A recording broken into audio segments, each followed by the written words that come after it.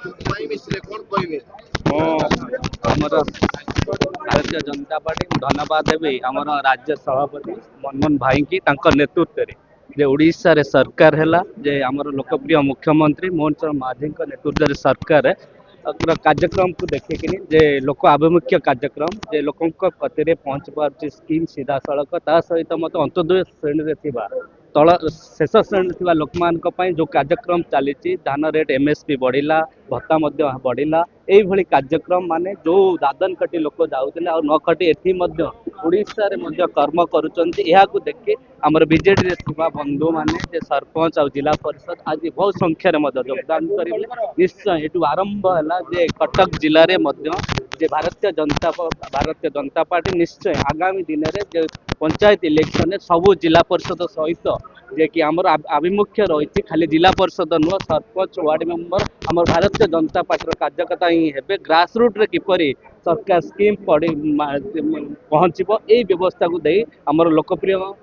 मुख्यमंत्री तांकर जो आकांक्षा अच्छे जे विकसित ओडिशा जो समृद्ध ओडिशा करने निश्चय आंकर बहुत भूमिका जिते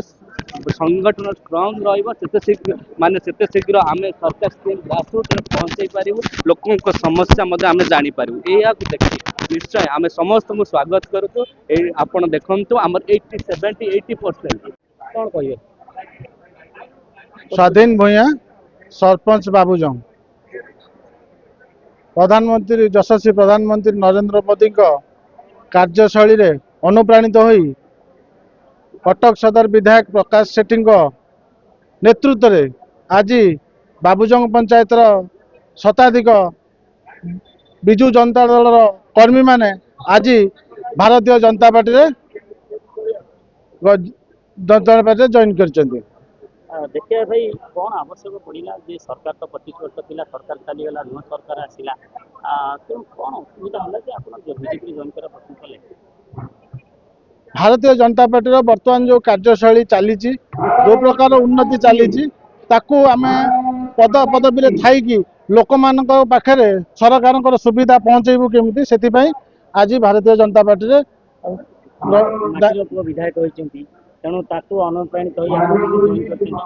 आम आम कटक सदर माटीर पुओ आज जेहेतु विधायक होती आम संगे अच्छू संगे रहबू एवं राजनैतिक उत्तरोत्तर उन्नति करने चेष्टा करूँ आपण पंचायत जहाँ कम अधूरा रही आशा अच्छी कम गुड़ा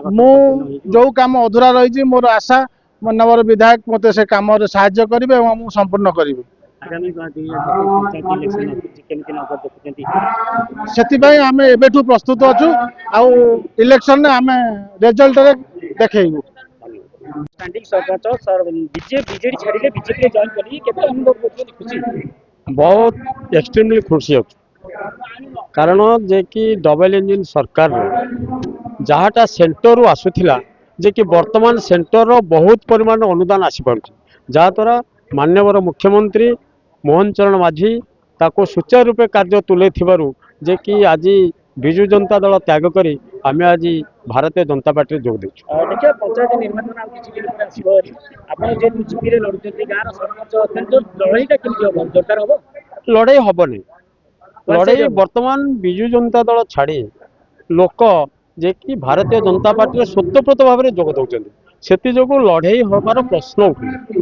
अच्छा भाई देखिए जो सरपंच जी आपंकर अच्छा विधायक भाई को नेतृत्व में बर्तमान नुआ नुआ कर्मी जॉइन कर 4-5टा जीपी सरपंच जॉइन कले सार जॉइन कले ये दल को केते संगठन कर मजबूत कर चिंता कर वर्तमान जे कि विधायक जो अच्छा से गाँव पुओ माटीर पुओ जे कि तांकर जो उद्यम अहर उद्यम